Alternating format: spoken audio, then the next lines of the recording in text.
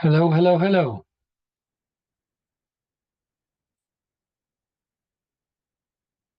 Other one? Yes. Oh, geez.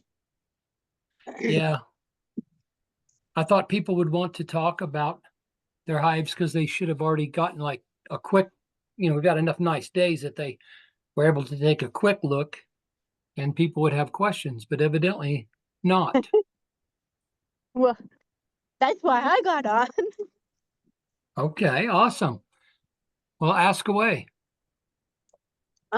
So I just looked a little bit and there was still quite a bit of sugar from the sugar board in one hive and a little bit of sugar on the other one.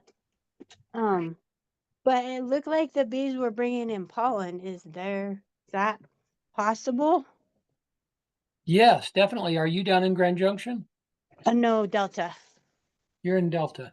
Um, I'm not seeing a lot blooming up here in Delta, but especially if you're by the river, it's very possible because the river keeps it a little warmer down there. Also, it seems like every year I see my bees bringing in pollen before I see anything like that has any flowering. I don't know. It's Right. just like I don't know where they're getting it, but they're bringing it in. So we're almost at to March 1st. So it wouldn't surprise me if they were bringing it in. Okay. So that's a good thing then. Definitely, because if they're bringing in pollen, most likely they're building up brood. Okay. Um, Have you been in your hive? I just opened the top to see if they still had sugar left. I Did haven't you been open? any deeper. Haven't been any Okay. deeper than that. Okay. Well, one of these really nice days, it's plenty nice enough to pop them open for just a few minutes and just, kind of take a quick look and see if you got brood and see if they got, any honey left over and just quick look, 3 to 5 minutes. Okay. Okay. So just open it up and like take off the top box. I wouldn't divide the Yep. boxes. Don't divide them, just open. Okay. Yeah, I would just look in the top because most likely they're in the top anyway. That's where it's the warmest and we're coming out of winter, so they're probably in the top box anyway. But so take your inner and outer cover off in your sugar board and take a quick look for any brood. Maybe you might even see the queen. As soon as you Okay. see some closed brood and maybe open brood, just go ahead and wrap it back up. You're just confirming that there's a queen there and that they're building up appropriately for the season. Okay. Okay. I can do Where that. do you live in Delta? Out by Pea Green. Oh, okay. Out towards Olathe. That's tough bee area with all the corn out there. Right. Yeah. Yep. There's a lot of spraying that happens. Well, between the spraying and nothing to eat but corn, and corn is not really good for bees. So, Well, so my neighbors in the past, they've grown a pretty big garden. Um, like quite a few acres of tomatoes and peppers and cantaloupe and pumpkins. So I think I've been lucky with that. yeah, and somebody next to you with a big garden definitely helps, but you need millions of flowers to sustain a hive. So Right. I would bet that there's somebody else around or many people around you with large gardens and or this time of Yeah. year you got the globe willows starting to give off Yep. pollen and Yeah, I have quite a few willow trees around. Alfalfa fields for grass and alfalfa mix, but next door, well, all the way around me. that alfalfa is Um, awesome stuff for making honey. The only thing is it's kind of late in the year usually, right, later in the year. right. Yeah. Um, so yeah, I don't know what they eat early. Yeah, I know I have a big, and I mean a big globe willow in my front yard. I mean, I don't know that me and another man reaching around it could touch hands. Oh It's that wow. big. and it's not giving off any pollen yet. Yeah, no, I looked at my willow trees and they didn't look, I mean, they're starting to get a tinge of green in them, but they don't look Yeah, like they're doing much. Um, that's what it seems like every year. It's like I don't see anything growing, but they're bringing in pollen. So, yeah, they must know something we don't know. well, they're pretty industrious in finding every little speck of pollen right to begin with. You know, so Yeah. funny. Like I said, we're almost beginning of March here, and I haven't seen any dandelions popping even yet. Huh, yeah. And When do they usually come up? Middle of February. Oh, wow. As yeah, soon as we stop I haven't seen any go ahead. dandelions. I haven't seen any dandelions where I'm at here, but we've got all kinds of crocus and lilac or tulips and all that's already popping up, which they're a month early. It's kind of Yeah, weird. they're early. Because as soon as we start getting the really hard freeze nights, just as soon as we stop that, it seems like those dandelions in 2 or 3 days and they're popping. And Huh, we've had several nights that aren't even freezing here, and I still don't see dandelions. right? Huh. Well, that's not a good sign. Mhm. Well, the other things are taking over, like you said. The other things are kind of blooming early, and Yeah. but if they're bringing it in, they're bringing it in from somewhere. Somebody has a globe willow that's popping or Right. something. Yeah. There's quite a few trees around, so Yeah. So how many hives do you have? I just have two right now. And they're both still kind of kicking it. Yeah, there was bees going in and out of both of them.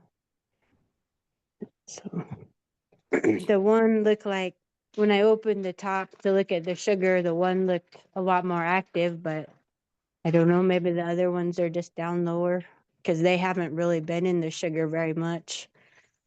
But every time I've looked at them on a warm day, there's bees coming out of there. Mhm. Yeah. Well, maybe the other one has enough stores because they're only going to go after that sugar when they can't have anything else because it's Right. tough for them to digest. So. Yeah, and that hive did have a lot more honey in it. So whenever I looked at it last fall.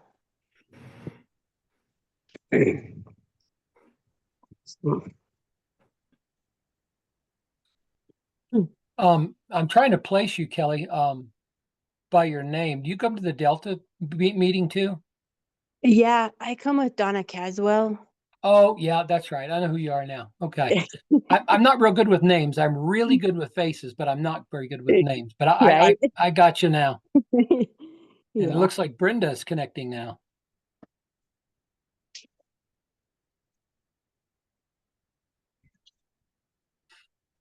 Yeah, I have a hard time telling everybody what's going on here because I don't have any bees here.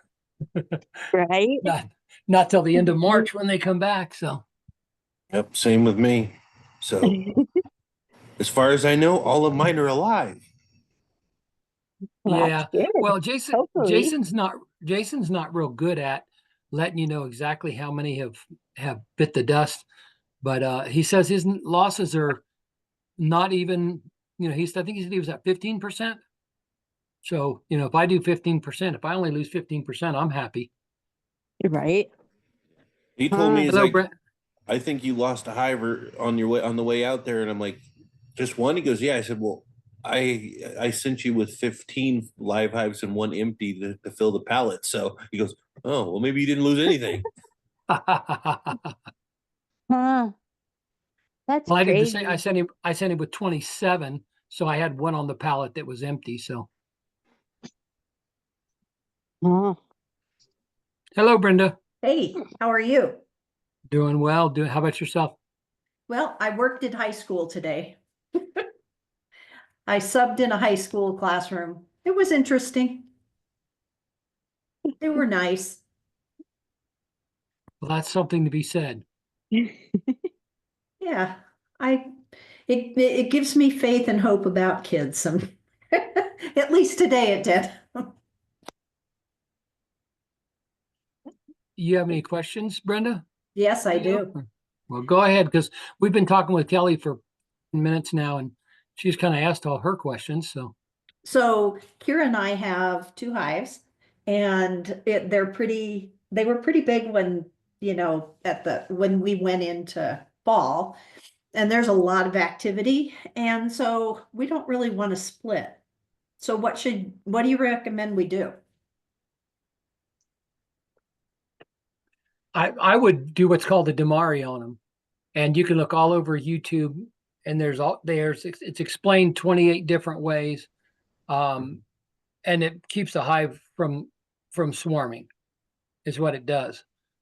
Basically, instead of taking one hive and splitting it in two this way, where you have two hives, you Mhm. split it this way. So you put the queen on one frame in a bottom box. You put an empty box in between. Excuse me. Queen on one frame and 9 empty frames. A queen excluder. A large box, Mhm. just empty frames, honey, whatever. It doesn't matter.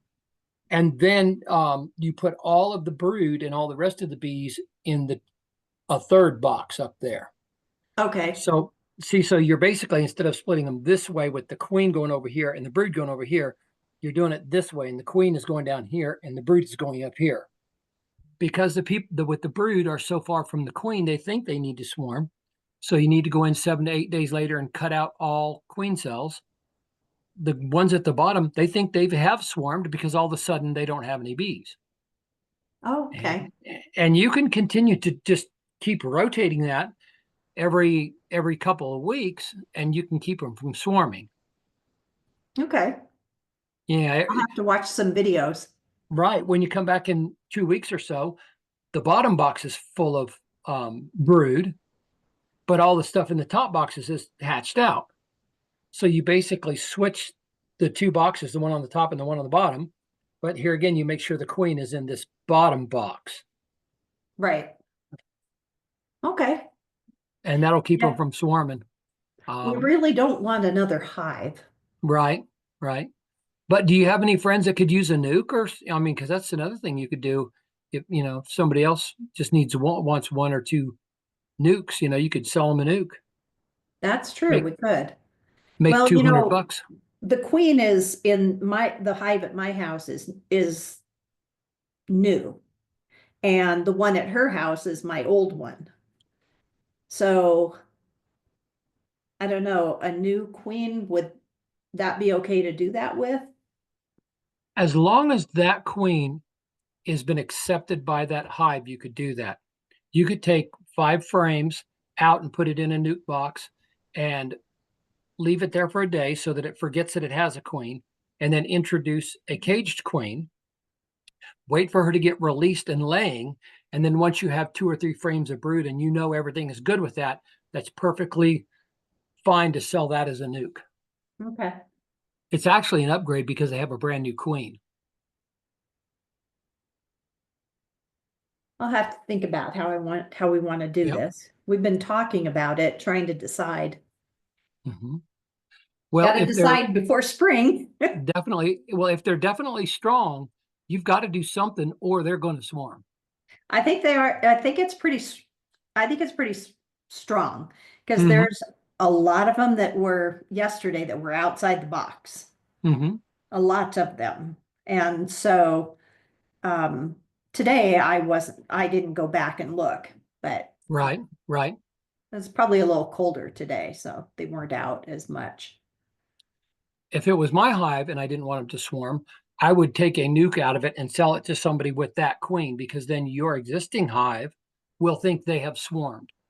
Sometimes, if even though you take stuff out of them, if you leave that old queen in there, they still want to swarm. Right. And then they'll make a new queen. Exactly.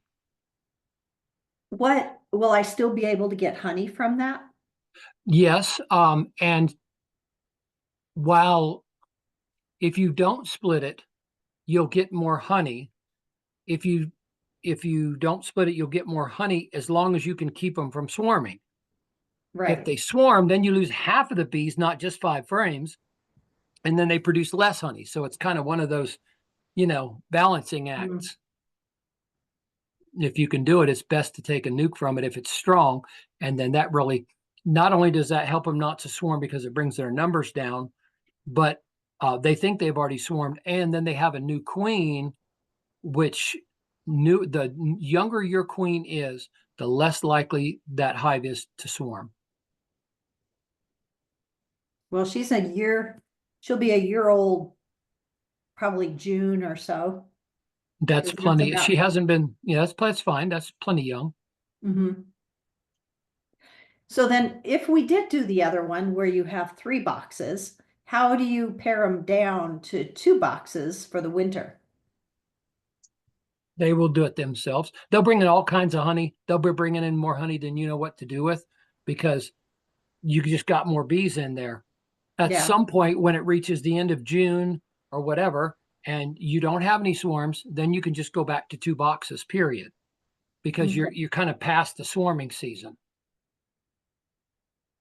And keep plenty of supers on them. Plenty of supers on them. Okay. Well, something to think about. Yeah, We definitely. got a little bit of time left. Mm-hmm. I had a time with swarming last year, a lot of swarms early. And so I have made the decision that I'm probably going to demari most of my hives when they get back. As soon as it gets warm enough where I don't have to worry about those ones in the bottom freezing, I'm going to demari every one of them that's strong enough that I'm worried about them swarming. The Okay. only thing with the Damari, I mean, Tracy runs all mediums, so you're going to want to put all 3 of your boxes should be the same size, because you're going to rotate them around. So the way I saw it explained, when you did that split and the queen's in the bottom and they have the middle to build up, everything in the top hatches, and then they all move down, and then all of a sudden you've got brood in the bottom 2 boxes again, and the top one becomes a honey super. Then you can Oh, extract. okay. I get Yeah. it. That makes Yeah. sense. But then Yeah. you're going to be having a deep super on top, not just a medium. Well, So- another way that I've seen it done is in your bottom box, you have that one queen with all the room for her to lay, the queen excluder. Then you put your 2 or 3 honey supers there, and then your second deep all the way on top. So you have large queen excluder, 2 or 3 supers, and then a large on top. And they'll fill that middle with honey, because the queen can't get up there to lay because you have a queen excluder keeping her in the bottom box. Right. Okay. So there's a lot of different ways to do that, I'll have to start watching some videos. More to learn. Definitely. And watch 4 or 5 different people explain it, because then you'll get the concept better, because everybody explains certain parts of it better, just depending on their language and how they, whether you're a visual learner or a kinetic learner and their style of instructing, you'll learn it better. And some people got some ideas about doing things like that are kind of funny, so you say, well, these 4 out of the 5 did this, and so it's probably okay. You got this one guy out here who says, oh no, you got to do it this way, and he's kind of off by himself. You might not want to listen to him. Right. Okay. Well, that was my big question. I'm at a Mhm. crossroads. I'm not sure what to do, because I really don't want 2 hives at my house. I mean, I could, but I really just want 1 hive. Mm-hmm. Well, And you should always have 2, but the way you and your daughter can have 1 apiece, and you Mhm. can still do the same thing. You can, balance resources and stuff like that. Then Right. that works. Yeah, we can do that. And she might have a second one at some point. She might decide to do another hive, so she might have 2 and all. Well, no, because if she splits, she's gonna have to move it probably to my house and not leave it there. Yeah, so I might end up with 2. If she splits and she doesn't want to take it, just make sure that you give more resources to the split. Load it heavy with brood and the nurse bees, because the workers are the ones that are going to go back. The nurse bees don't know any better. They're going to stay, and then they'll grow. Okay. Then they'll grow up into workers, and as soon as they come out, they orient on that hive, not the old Right. one. So as long as they've got enough resources to get them through that lag while the nurses are growing up into workers, the foragers, you're okay there too. Okay. But ideally, yeah, it's best if you can move it far away, because then the workers or the foragers go, wait, where are we at? New Where am I? GPS coordinates. Yeah.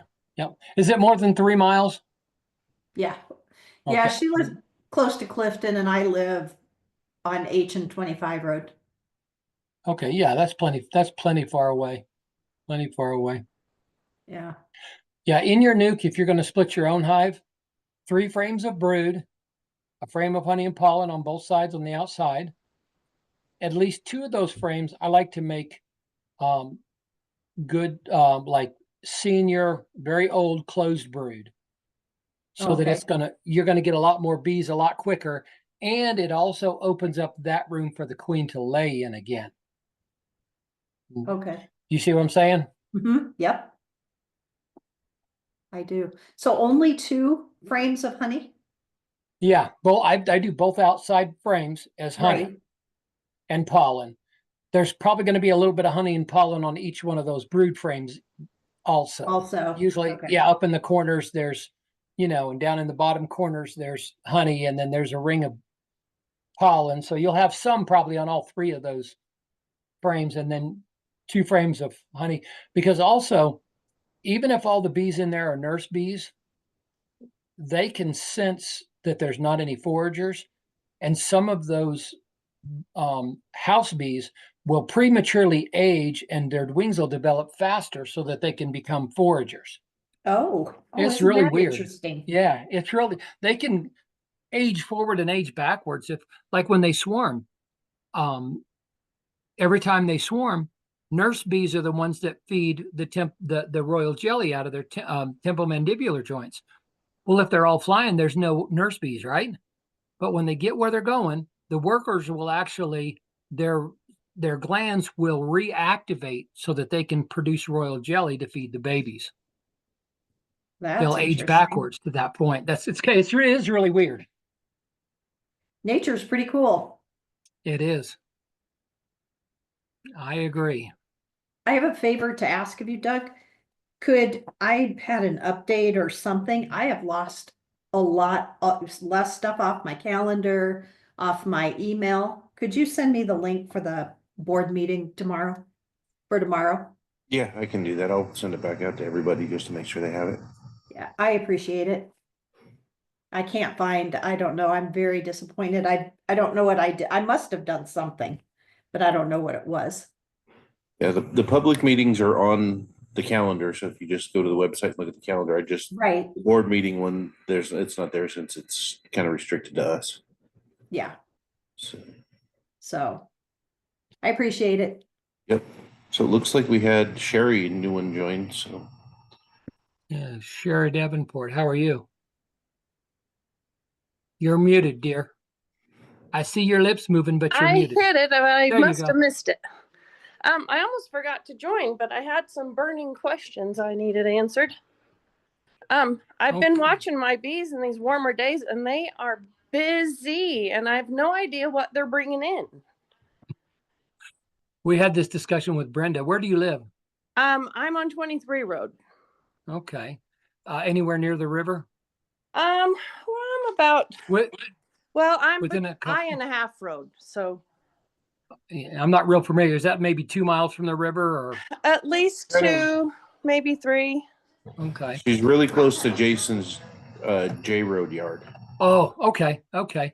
See, every year we go over what's the early pollen, the globe willows, the dandelions, but every year it seems like I see my bees coming in with pollen, and I look around and I can find nothing that they would be bringing in pollen from.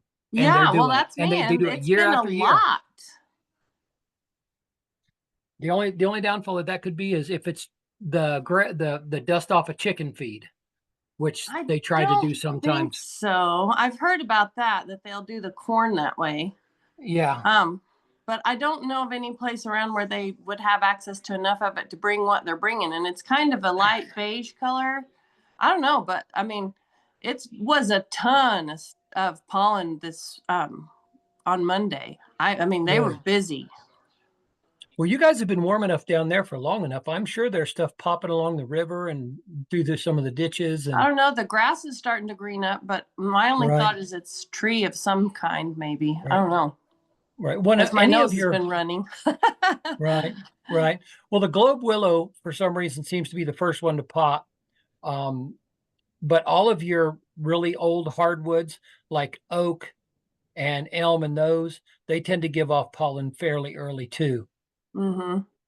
I don't know, but I'm thrilled to see they're busy. I was going to take the top off the other day and just check things out a little bit because I'd put a pollen patty in there. I wasn't sure I needed to, but I did it at some point this winter, and I just wanted to check. But when I opened just the top cover, there were so many bees right there under the inner cover that I decided I wasn't going to open it because they were very active and seemed to be a lot of them. So that's good news, which is what I Well, really wanted. Right. And they always move up during the winter, but if they're that high and there's so many of them up so high, you might think about making sure they have enough food. Okay. Well, This is the time of year that they're gonna starve to death, especially if you have large numbers. yeah. So, Well, know, I tried to pick the box up. I didn't work at it, but it didn't pick up easily. Let's put it that way. So I don't know if Okay. it could have been stuck down. Mhm. But I've got some bales around kind of close to it. So it wasn't like I could get like around it very easily without standing in Right. front of the entrance. And I don't really want to do that when I'm not suited up. Right. The other thing you can do is just quickly pull a frame or two in Uh-huh. that top box. When you get a nice enough day that they're out, go ahead and light your smoker and just 3 to 5 minutes, just get in there just enough and look and see, okay, I've Just got to see 2 or what's 3 frames going. of honey. Yeah, and I see some open brood and I'm good. Close it back up. Okay.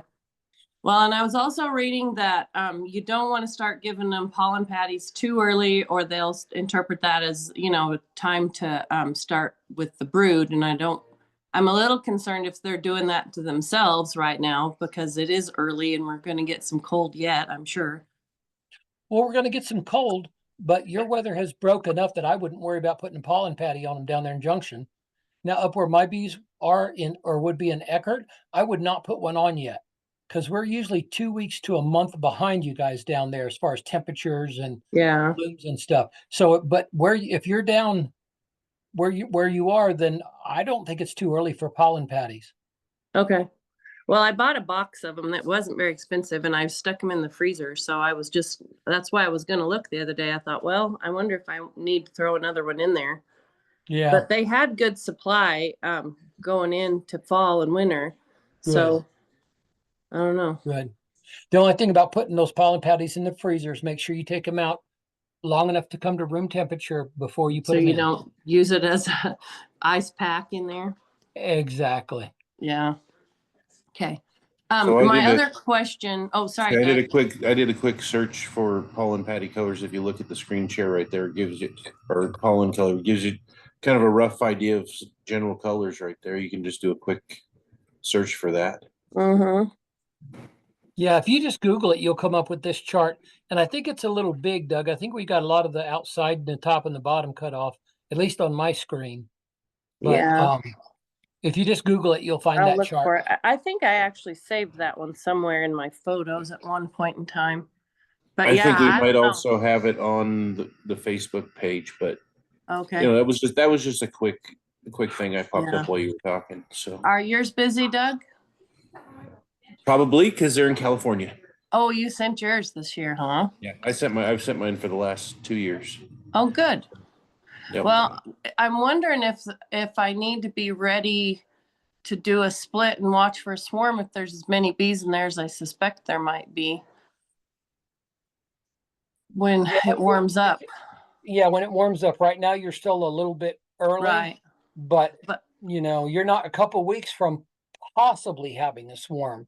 mm-hmm. That's the earliest I've seen swarms is maybe middle of March, depending on the weather. But Right. nice thing is it's going to get warm enough soon enough that you can look in them. You can usually get in them at least a month before they start swarming. You know what I'm saying? Okay. So you can actually look at them. Okay. Well, I've got a extra hive I bought last year, thinking I might need to do a split at some point, but I haven't got all my frames built out. I just need to finish that up. But yeah, I don't know that I need another hive. I got more honey last year than I expected, but I'm sure my family would take it off my hands. And It's always good for family and neighbors And gifts. I Yeah. would love to be able to give more away. But it's been a fun year. And the other question I had too is, when do I need to think about doing the vaporizer? Or do I just need to do my sponges still? I've you could, yeah, you can do the vape anytime that it's warm enough that they've broken cluster. okay. And the earlier the better, because Right, the well- earlier they have less brood. Mm-hmm. I never did vaporize them last year, but I never was certain I ever had a mite in my shaker. There was once I thought I might have one, but I wasn't certain it was a mite, and so Yeah. I figure it probably wasn't. If you went all year and you think you might have had one mite, you had a good year. Yeah, well, and I don't think it's just ignorance because I was in them like every week, just Right. learning them. But Right. yeah, I don't want to let it get out of hand in the spring, Right. I had a terrible time with mites, not last year, but the year before.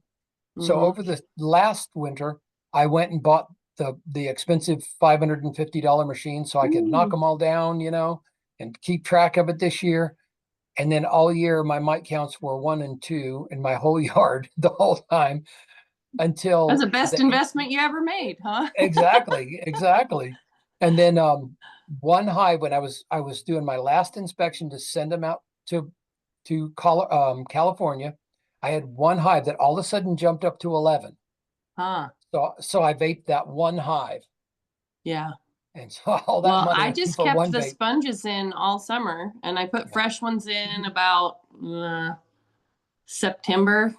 Yeah, And I don't know that I needed to take the other ones out, but they looked real ratty and they were hard to get off without them falling apart. So yeah. I had some that I'd made, so I put them in. They And tell you 60 to 90 days, but as long as they're wet, like if you push on them and you can feel some wet on your finger, uh-huh. they're still good. But if they're tearing them up, I've had some hives clean them out in 30 days, and I have to keep putting Oh, them on wow. there just because they're very hygienic. And I've had other ones who haven't touched them the whole time. They're just sitting there Yeah. just as pristine as they were before. So it just depends. All right.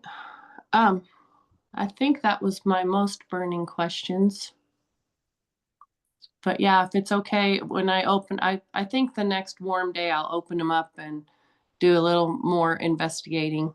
But yeah, my that big tons of pollen was what really had me mystified. see there because they're bringing it in. If they're bringing in that much pollen, they're raising a lot of brood. When they're raising a lot of brood, they're going through a lot of honey. They're going through a lot of resources. Okay. This is the time of year that hives that they start building up and they starve to death. Because From the they've middle of got Feb from the ahead middle of of February, themselves. exactly. So my biggest concern with you, with everything that you're telling me, is make sure that they have food. Okay. That's the big thing. All right. Now, if you can't get in them, another thing you can do is take the outer cover off, the telescoping cover. Uh-huh. Leave the inner cover down with the hole in the middle. Uh-huh. Put an empty box with no frames on top of that. And then take 3 or 4 pounds of sugar, granulated sugar, and pour it around the outside. Not down the Okay. hole, just Right. around the side. So they can come And- up in there and get it. Exactly. And then put your Now- telescoping cover back on the top of that.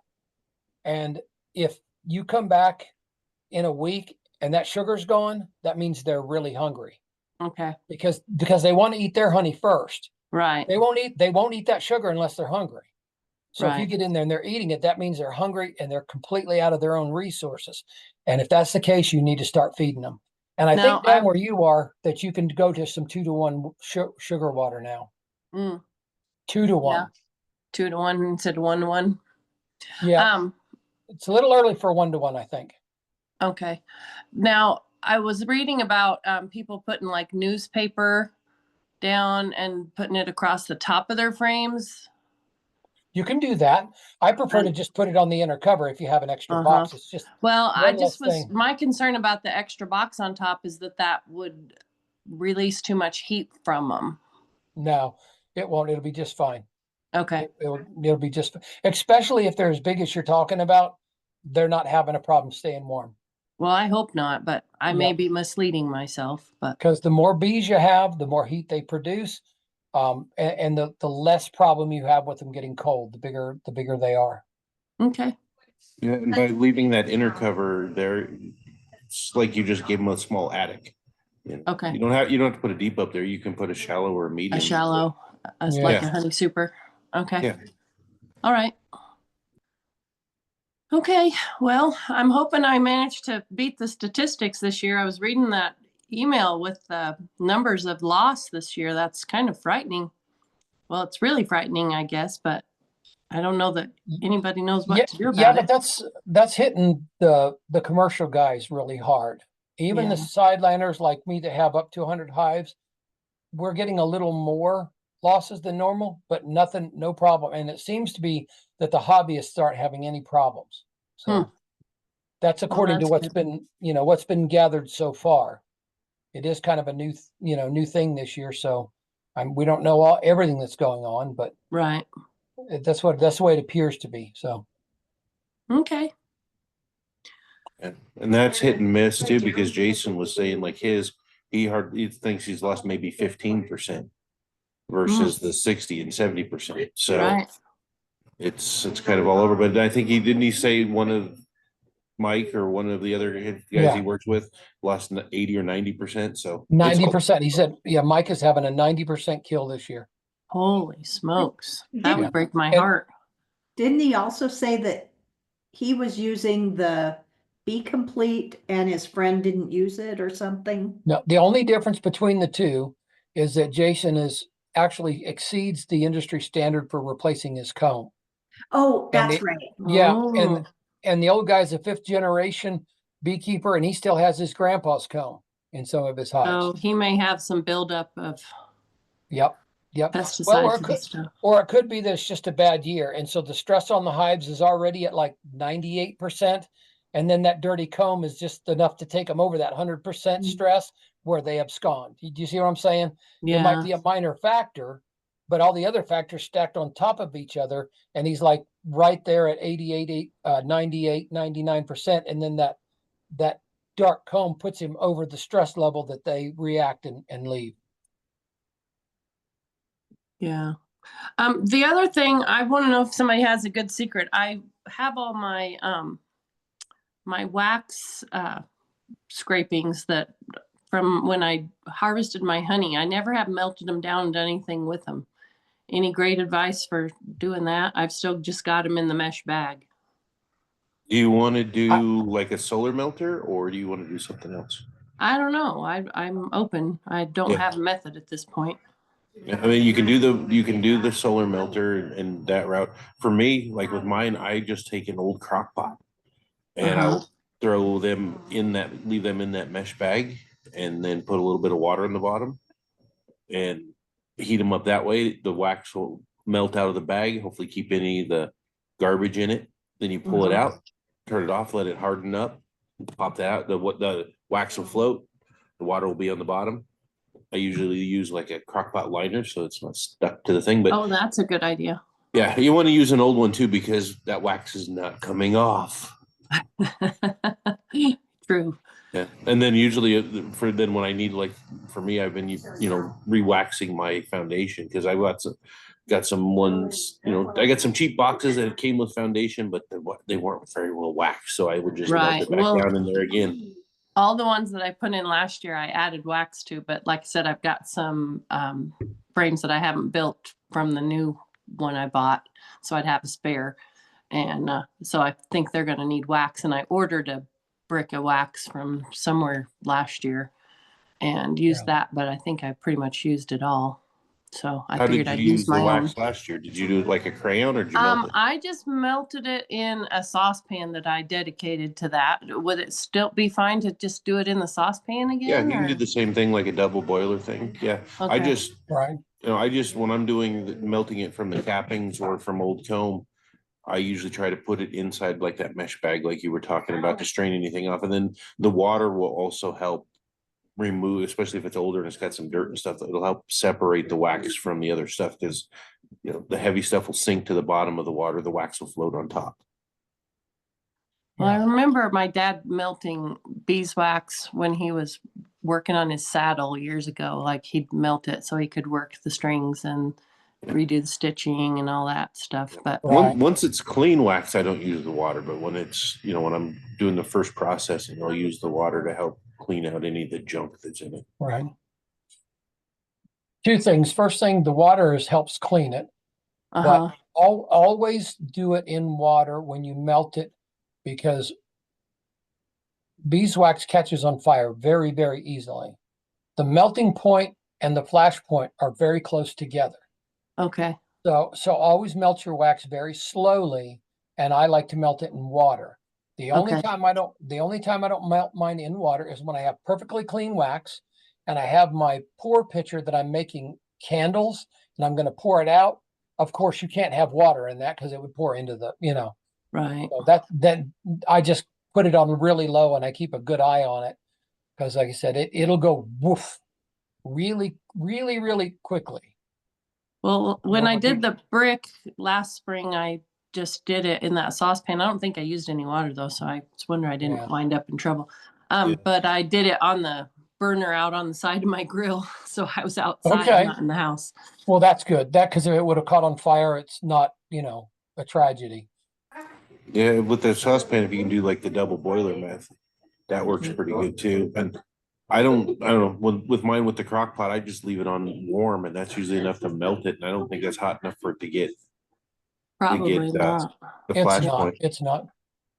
And then, like I said, having it in the water itself with the wax, the floating part, I don't melt it back. I don't put the water back in it when I'm going to use the wax for something like waxing the frames or doing the candles, because I don't want to try to mess with the water mixing in with that.